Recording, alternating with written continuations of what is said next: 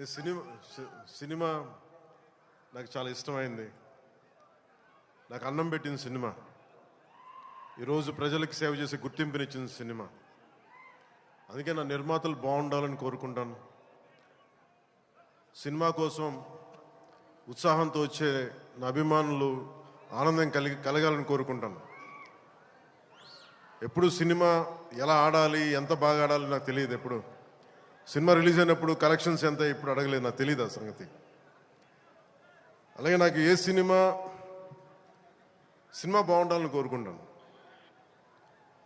నేను ఎప్పుడు తెలుగు సినిమా, తమిళ సినిమా ఇలా చూడండి. నేను ఇండియన్ సినిమా అనుకుంటాను. ఎప్పుడు నేను భారతీయ చిత్ర పరిశ్రమ అనుకుంటాను తప్ప ఈ తెలుగు, తమిళ్ లేదంటే హిందీ ఇట్లా అనుకోని. ఎప్పుడు